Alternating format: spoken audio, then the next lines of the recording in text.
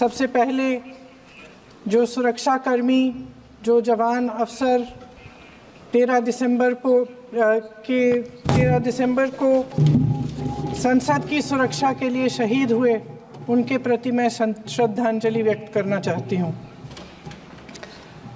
महोदय, हजारों साल पुरानी हमारी देश की, धर्म की एक पुरानी परंपरा रही है। ये परंपरा संवाद, चर्चा की रही है। एक गौरवशाली परंपरा है जो दर्शन ग्रंथों में, वेदों में, उपनिषदों में दिखती है। वाद विवाद और संवाद की हमारी पुरानी संस्कृति है। अलग अलग धर्मों में भी, इस्लाम में, सूफियों में, बौद्ध धर्म में, जैन धर्म में, सिख धर्म में भी ये वाद संवाद, ये चर्चा, बहस, इसकी संस्कृति रही है। इसी परंपरा से उभरा हमारा स्वतंत्रता संग्राम। हमारा स्वतंत्रता संग्राम विश्व में एक अनोखा संग्राम था, एक अनोखी लड़ाई थी जो अहिंसा और सत्य पर आधारित थी। ये वाद संवाद की जो परंपरा है, इसको इस संग्राम ने आगे कैसे बढ़ाया? क्योंकि ये जो संग्राम था, ये जो लड़ाई थी हमारी आज़ादी के लिए, एक बेहद लोकतांत्रिक लड़ाई थी। इसमें देश के किसान, देश के जवान, देश के मजदूर, देश के अधिवक्ता, देश के बुद्धिजीवी, चाहे किसी भी जाति के हो, चाहे किसी भी धर्म के हों, चाहे किसी भी भाषा को बोलते हों, सब इस स्वतंत्रता संग्राम में शामिल हुए। सब ने हमारे देश की आज़ादी की लड़ाई लड़ी।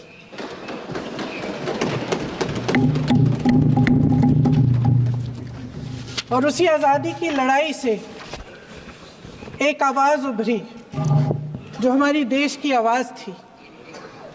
वो आवाज़ ही आज हमारा संविधान है।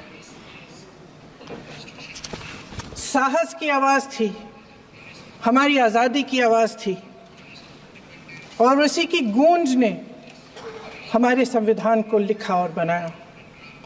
ये सिर्फ एक दस्तावेज नहीं है। बाबा साहेब अम्बेडकर, मौलाना आज़ाद जी, राजगोपालाचारी जी और जवाहरलाल नेहरू जी और उस समय के तमाम नेता, जैसे आपने कहा, इस संविधान को बनाने की जो कार्य में सालों के लिए जुटे रहे। हमारा संविधान इंसाफ, उम्मीद, अभिव्यक्ति और आकांक्षा की वो ज्योत है जो हर हिंदुस्तानी के दिल में जलती है। अध्यक्ष महोदय, इस ज्योत ने हर एक भारतीय को ये पहचानने की शक्ति दी कि उसे न्याय मिलने का अधिकार है, कि उसमें अपने अधिकारों के लिए आवाज़ उठाने की क्षमता है, कि जब वो आवाज़ उठाएगा तो सत्ता को उसके सामने झुकना पड़ेगा। इस संविधान ने हर एक देशवासी को ये अधिकार दिया कि वो सरकार बना भी सकता है और सरकार बदल भी सकता है। ये ज्योत जो हर हिंदुस्तानी के दिल में जलती है, उसने हर हिंदुस्तानी को ये विश्वास दिया कि देश की संपत्ति में, देश की दौलत में, संसाधनों में उसका भी हिस्सा है, कि उसे एक सुरक्षित भविष्य की उम्मीद का अधिकार है, कि देश बनाने में भी उसकी भागीदारी है। उम्मीद और आशा की ये ज्योत मैंने देश के कोने कोने में खुद देखी है। उन्नाव में मैं एक रेप पीड़िता के घर गई, उसे जलाकर मार डाला था। वो शायद 20-21 साल की होगी। हम सब के बच्चे हैं। हम सोच सकते हैं कि अगर हमारी बेटी के साथ बार बार बलात्कार हुआ और फिर जब वो अपनी लड़ाई लड़ने के लिए गई तो उसको जलाकर मार डाला गया होता तो हम पर क्या बीतती। मैं उस बच्ची के पिता से मिली, उसके खेत जलाए गए थे, उसके भाइयों को पीटा गया था, उसके पिता को बाहर से घर के बाहर घसीट कर मारा गया था। उस पिता ने मुझे बताया कि बेटी, मुझे न्याय चाहिए। मेरी बेटी अपने एफआईआर को दर्ज करने के लिए जब जिले में गई तो उसको मना किया गया, अगले जिले में जाना पड़ा उसे। वो रोज सुबह 6 बजे उठकर तैयार होकर अकेली अपने मुकदमे को लड़ने के लिए अगले जिले में ट्रेन से जाती थी। उसके पिता ने मुझे कहा कि मैंने उससे कहा, बेटी अकेले मत जाओ, छोड़ दो ये लड़ाई, लेकिन उसकी बेटी ने उसको जवाब दिया कि नहीं पिताजी, मैं अकेली जाऊंगी, मैं लड़ूंगी, ये मेरी लड़ाई है, मैं इसको लड़ूंगी। ये लड़ने की क्षमता, ये हिम्मत उस लड़की को और करोड़ों भारत की नारियों को हमारे संविधान ने दी। आगरा में मैं अरुण वाल्मीकि के घर गई। अरुण वाल्मीकि पुलिस स्टेशन में काम करता था, सफाई का काम करता था। आप सोच सकते हैं हमारी तरह उसका भी परिवार था, नई नई शादी हुई थी, 2-3 महीनों का बच्चा था।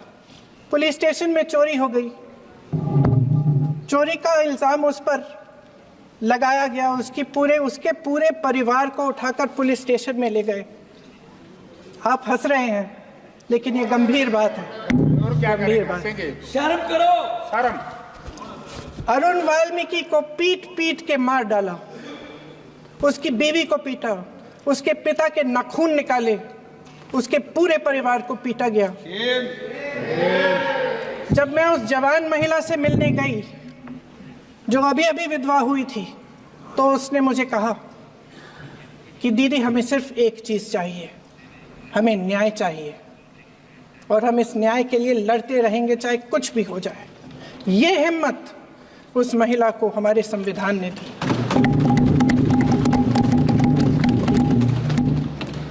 संभल के कुछ लोग आए थे हमसे मिलने, जो मृतकों के परिवार के सदस्य थे। उसमें 2 बच्चे थे, अदनान और उजैर। अब सुनिए, उसमें 2 बच्चे थे, अदनान और उजैर। एक बच्चा मेरे बच्चे की उम्र का है, दूसरा उससे छोटा 17 साल का है। दर्जी के बेटे थे। दर्जी का एक ही सपना था कि वो अपने बेटों को पढ़ाएगा, लिखाएगा, एक बेटा डॉक्टर बनेगा, एक बेटा भी सफल होगा दूसरा बेटा भी अपने जीवन में सफल होगा। उनके पिताजी हर रोज उनको स्कूल छोड़ते थे। उस दिन भी स्कूल छोड़ने के बाद अपनी दुकान में चले गए। उन्हें पता नहीं था कि विवाद हो रहा है। उन्होंने भीड़ देखी, घर आने की कोशिश की तो पुलिस ने गोली से मार डाला। वो 17 साल का बच्चा अदनान मुझसे कहता है,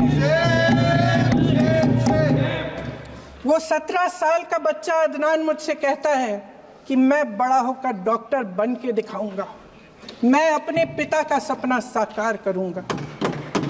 ये सपना, ये आशा उसके दिल में हमारे संविधान ने डाली। अध्यक्ष महोदय, हमारे देश के करोड़ों देशवासियों के संघर्ष में, अपने अधिकारों की पहचान में, इनकी कठिन से कठिन परिस्थितियों से लड़ने की अपार हिम्मत में और देश से न्याय की अपेक्षा में हमारे संविधान की ज्योत जल रही है। मैंने हमारे संविधान की ज्योत को जलते हुए देखा है और इसके साथ साथ ये भी समझा है कि हमारा संविधान एक सुरक्षा कवच है, एक ऐसा सुरक्षा कवच है जो देशवासियों को सुरक्षित रखता है, न्याय का कवच है, एकता का कवच है और अभिव्यक्ति की आज़ादी का कवच है। दुख की बात यह है कि मेरे सत्ता पक्ष के साथी जो बहुत बड़ी बड़ी बातें करते हैं, इन्होंने इन 10 सालों में ये सुरक्षा कवच, सत्ता पक्ष के मेरे साथियों ने ये सुरक्षा कवच तोड़ने का पूरा प्रयास किया है। संविधान में सामाजिक, आर्थिक और राजनीतिक न्याय का वादा है। ये वादा एक सुरक्षा कवच है जिसको तोड़ने का काम शुरू हो चुका है। लैटरल एंट्री और निजीकरण के जरिए ये सरकार आरक्षण को कमजोर करने का काम कर रही है। अगर लोकसभा में ये नतीजे नहीं आए होते तो ये संविधान बदलने का काम भी शुरू कर लेते। सच्चाई ये है अध्यक्ष महोदय कि आज संविधान बार बार इसलिए कह रहे हैं क्योंकि इस चुनाव में इनको पता चल गया कि इस देश की जनता ही इस संविधान को सुरक्षित रखेगी, कि इस चुनाव में हारते हारते जीतने से इन्हें एहसास हुआ कि ये संविधान बदलने की बात इस देश में नहीं चलेगी। आज जनता की मांग है कि जाति जनगणना हो। सत्ता पक्ष के मेरे साथी ने इसका जिक्र किया। ये जिक्र भी आज इसलिए हो रहा है क्योंकि चुनाव में ये नतीजे आए। ये जाति जनगणना इसलिए जरूरी है ताकि हमें पता चले कि किसकी क्या स्थिति है और नीतियां उस हिसाब से बने। इनकी गंभीरता का प्रमाण ये है कि जब चुनाव में पूरे विपक्ष ने जोरदार आवाज उठाई कि ये जाति जनगणना होनी चाहिए तो इनका जवाब देखिए। इनका जवाब भैंस भाग भैंस चुरा लेंगे, मंगलसूत्र चुरा लेंगे, इनका ये जवाब था। ये गंभीरता है इनकी जाति जनगणना पर। महोदय, हमारे संविधान ने आर्थिक न्याय की नींव डाली, किसानों, गरीबों और को जमीन बांटी, भूमि सुधार किया, जिसका नाम लेने से कभी कभी आप झिझकते हैं और कभी कभी उनका नाम धड़ाधड़ इस्तेमाल किया जाता है अपने आप को बचाने के लिए। उन्होंने HAL, BHEL, SAIL, GAIL, ONGC, NTPC, railways, IIT, IIM, oil refinery, तमाम PSU बनाए। अध्यक्ष महोदय, उनका नाम पुस्तकों से मिटाया जा सकता है, उनका नाम भाषणों से मिटाया जा सकता है, लेकिन जो उनकी भूमिका रही इस देश की आज़ादी के लिए और इस देश के निर्माण के लिए, वो इस देश में से कभी मिटाया नहीं जा सकता। 75 सालों में जनता का भरोसा रहा कि नीतियां बनेंगी तो जनता की भलाई के लिए बनेंगी। जल जंगल जमीन का अधिकार मिला आदिवासी भाई बहनों को। इंदिरा जी ने बैंकों का राष्ट्रीयकरण करवाया, खदानों का राष्ट्रीयकरण कराया। कांग्रेस और यूपीए की सरकारों में शिक्षा का, भोजन का अधिकार मिला। 75 सालों में जनता का भरोसा मिला। पहले संसद चलती थी तो जनता की उम्मीद होती थी कि सरकार महंगाई और बेरोजगारी पर चर्चा करेगी, कोई उपाय निकालेगी, कोई रास्ता निकालेगी। लोग मानते थे कि अगर कोई नई आर्थिक नीति बनेगी तो देश की अर्थव्यवस्था को मजबूत बनाने के लिए बनेगी, तो भारतीय बाजार को मजबूत बनाने के लिए बनेगी, उनके भविष्य को मजबूत बनाने के लिए बनेगी। किसान और आदिवासी भाई बहन भरोसा करते थे कि यदि जमीन के कानून में संशोधन होगा तो उन्हीं की भलाई के लिए होगा। आप नारी शक्ति की बात करते हैं। आज चुनाव की वजह से शायद इतनी बातचीत हो रही है नारी शक्ति के बारे में, क्योंकि हमारे संविधान ने महिलाओं को यह अधिकार दिया, उनकी शक्ति को परिवर्तित किया वोट में। और आज आपको पहचानना पड़ रहा है कि महिलाओं के बिना कि नारी शक्ति के बिना ये सरकारें नहीं बन सकती हैं। इसीलिए आज आप नारी शक्ति की बातें दोहरा रहे हैं। जो आप नारी शक्ति का अधिनियम लाए हैं उसको लागू क्यों नहीं करते? वो 10 साल बाद लागू क्यों होगा? क्या आज की नारी 10 साल इंतजार करेगी उसके लागू करने के लिए? क्या बात है, क्या बात।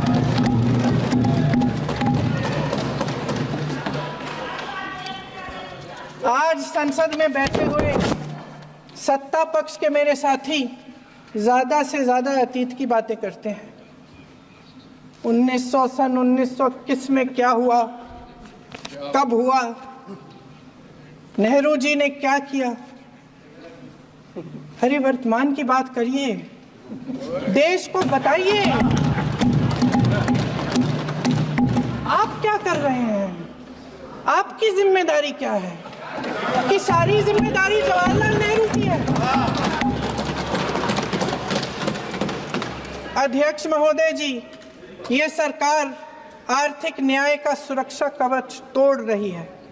आज संसद में बैठी ये सरकार बेरोजगारी और महंगाई से जूझ रही हमारी जनता को क्या राहत दे रही है? कृषि के कानून भी बड़े बड़े उद्योगपतियों के लिए बन रहे हैं। सही एमएसपी को छोड़िए, डीएपी तक नहीं मिल रहा है।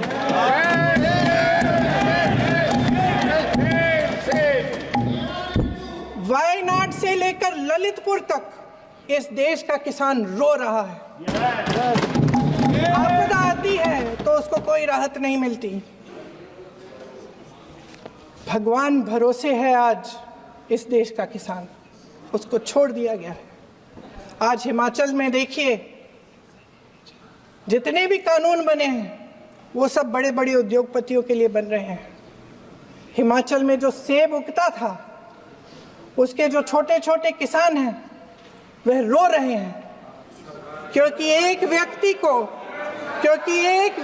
के लिए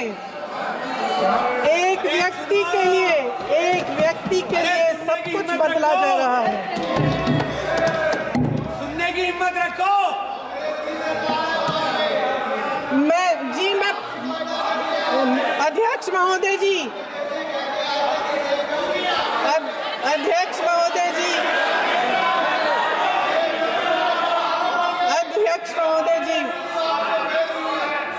महोदय जी, सारे कोल्ड स्टोरेज प्रदेश की सरकार ने नहीं दिए, कोल्ड स्टोरेज आपकी सरकार ने दिए।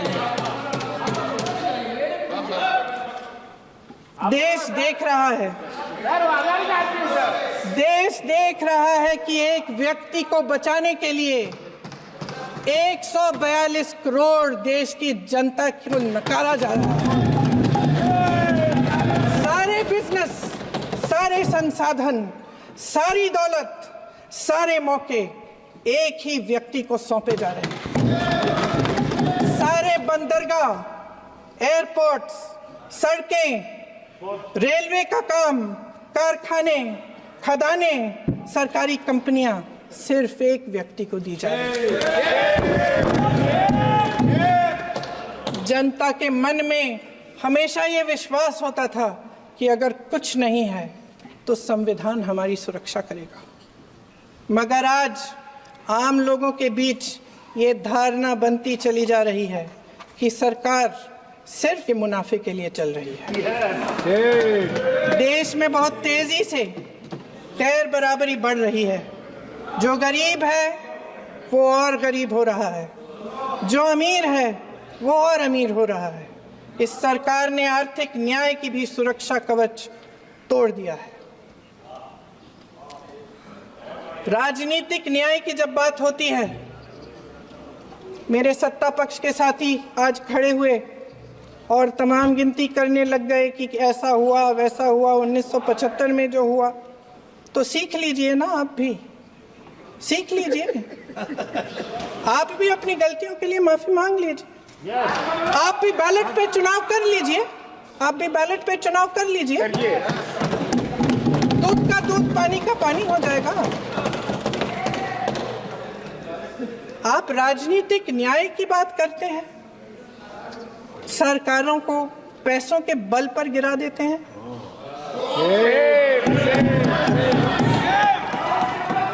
मेरा आग्रह है कि अपन संविधान में सकारात्मक बोले।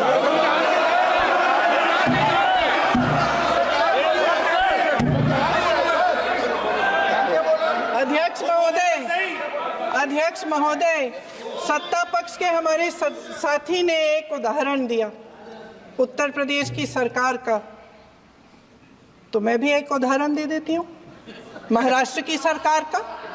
मैं भी एक उदाहरण दे देती हूँ हिमाचल की सरकार को तोड़ने की कोशिश किसने की, पैसों के बल पे की, गोवा की सरकार। तमाम उदाहरण राजस्थान की।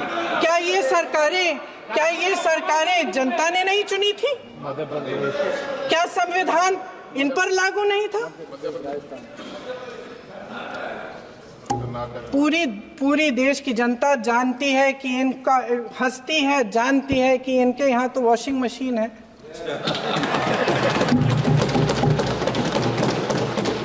जो यहाँ से वहां जाता है वो धुल जाता है। इस तरफ दाग, उस तरफ स्वच्छता। और मेरे कई ऐसे साथी हैं जो इस तरफ होते थे उस तरफ चले गए, मुझे दिख भी रहे हैं, वॉशिंग मशीन में शायद धुल गए हैं। अध्यक्ष महोदय, जहां भाईचारा और अपनापन होता था, जहां हमारे संविधान ने एकता का सुरक्षा कवच दिया था, वहां शक और घृणा के बीज बोए जा रहे हैं। एकता का सुरक्षा कवच तोड़ा जा रहा है।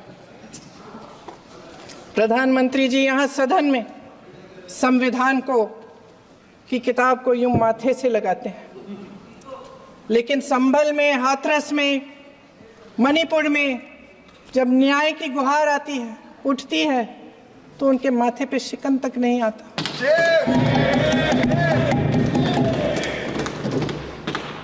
शायद समझ नहीं पाए हैं कि भारत का संविधान संघ का विधान नहीं है।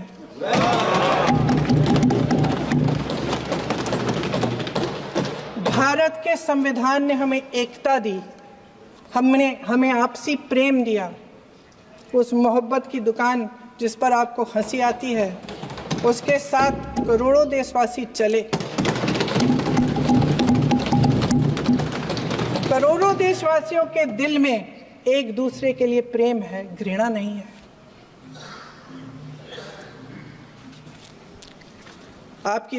इनकी जो विभाजनकारी नीतियां हैं, उसका नतीजा हम रोज देखते हैं।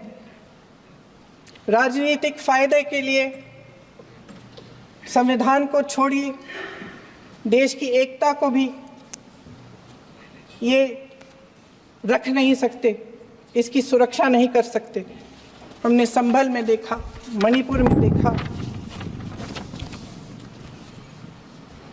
दरअसल इनका कहना है कि अलग अलग इस देश के अलग अलग हिस्से हैं। कैमरा। लेकिन हमारा संविधान कहता है कि ये देश एक है और ये देश एक रहेगा। जहां खुला विवाद होता था, अभिव्यक्ति का सुरक्षा कवच होता था, इन्होंने भय का माहौल पैदा किया है। सत्ता पक्ष के मेरे साथी अक्सर 75 सालों की बात करते हैं, लेकिन इन 75 सालों में ये उम्मीद, आशा, ये अभिव्यक्ति की ज्योति कभी थमी नहीं, कभी बुझी नहीं। इस देश की जनता ने खुलकर आलोचना की, निडर होकर धरने किए, प्रदर्शन किए।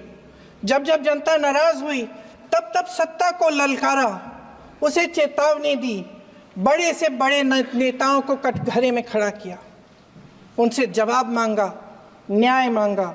इस देश के छोटे छोटे से नुक्कड़ की दुकानों में, चाय की दुकानों में, इस देश के घरों में, गलियों में, मोहल्लों में, अखबारों में, प्रकाशन घरों में, न्यायपालिकाओं में चर्चा कभी बंद नहीं हुई। लेकिन आज ये माहौल नहीं है। आज जनता को सच बोलने से डराया जाता है, धमकाया जाता है। पत्रकार हो या विपक्ष का नेता हो या किसी यूनिवर्सिटी का प्रोफेसर हो, छात्र संघ हो या कर्मचारियों का संगठन हो, सबका मुंह बंद कराया जाता है। किसी पे ईडी, किसी पे सीबीआई, किसी पे इनकम टैक्स, फर्जी मुकदमे लगवाए जाते हैं, जेल में डाल दिया जाता है, विपक्षी नेताओं को जेल में डाल दिया जाता है, उनको सताया जाता है। किसी को नहीं छोड़ा इस सरकार ने। देशद्रोही कह के उत्तर प्रदेश में मुझे याद है कुछ अध्यापिकाएं प्रदर्शन कर रही थी, उन पर मुकदमा डाल दिया देशद्रोही का, उन्हें देशद्रोही कह दिया। इन्होंने देश का पूरा माहौल भय से भर दिया है। इनकी मीडिया की मशीन झूठ फैलाती है, तरह तरह के आरोप लगाती है, और शायद वह भी भय में ही है। महोदय, मैं इस सदन को याद दिलाना चाहती हूं कि ऐसा डर का माहौल देश में अंग्रेजों के राज में था।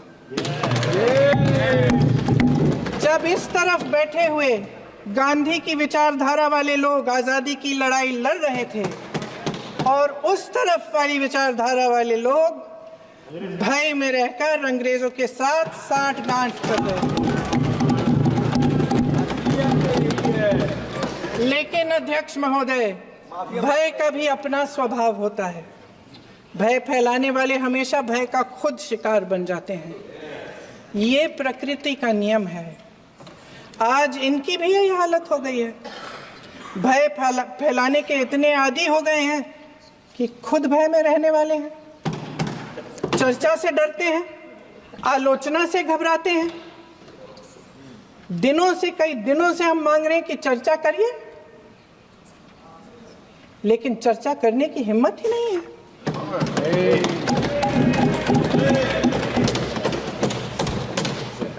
एक कहानी होती थी अध्यक्ष महोदय, शायद बचपन में आपने भी सुनी होगी। राजा भेष बदलकर बाजार में आलोचना सुनने जाता था। ये सुनने जाता था कि प्रजा मेरे बारे में क्या कह रही है, मैं सही रास्ते पे चल रहा हूं कि नहीं। लेकिन आज का राजा, भेष तो बदलते हैं आज के राजा, शौक तो है उनको भेष बदलने का, लेकिन न जनता के बीच जाने की हिम्मत है और न आलोचना सुनने की।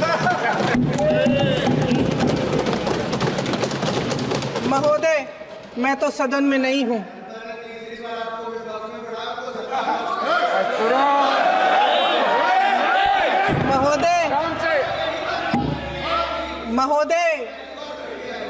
महोदय, जनता में बहुत विवेक है, ये सही है।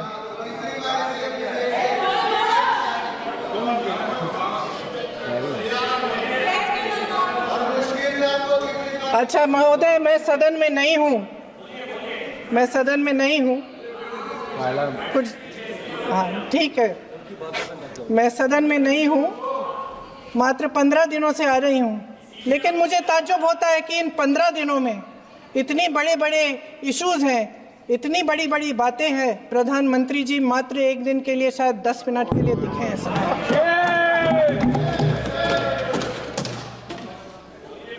बात यह है अध्यक्ष महोदय जी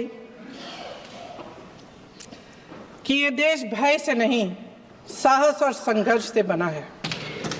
इसको बनाने वाले देश के किसान, जवान, देश के करोड़ों मजदूर और गरीब जनता है। संविधान इनको साहस देता है। मेहनती मिडिल क्लास है और इस देश के जो करोड़ों देशवासी हैं, जो रोजाना भयंकर परिस्थितियों का सामना करते हैं, उनको साहस देता है। वायनाड में जो आपदा आई, उसमें एक छोटा लड़का था 17 साल का। 6 घंटों के लिए उसने अपनी माँ को बचाने की कोशिश की। 6 घंटों के लिए आप सोच सकते हैं कि अगर नदी की धारा बह रही है, नाराज है, आप अपनी माँ को पकड़े हो, 6 घंटों के लिए पकड़े रखते हो कि मेरी माँ बच जाएगी, और अंत में वो माँ भी बह जाती है। उस लड़के का साहस, उन महिलाओं का साहस जो पीड़ित हैं लेकिन फिर भी अपनी लड़ाई लड़ रहे हैं, उन संभल के बच्चों का साहस जिनके पिताजी अभी अभी गुजर गए लेकिन फिर भी उनके सपनों को साकार करने की हिम्मत है, उनका साहस है, वो साहस इस संविधान ने दिया है।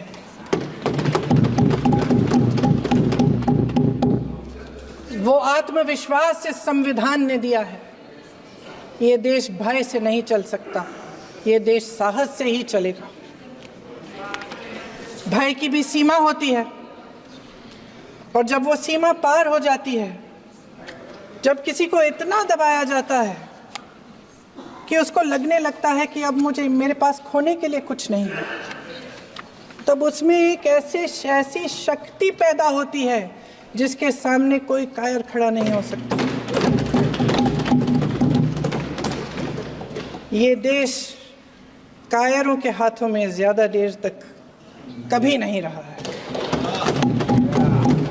ये देश उठेगा, ये देश लड़ेगा, सत्य मांगेगा, सत्यमेव जयते। जय हिंद।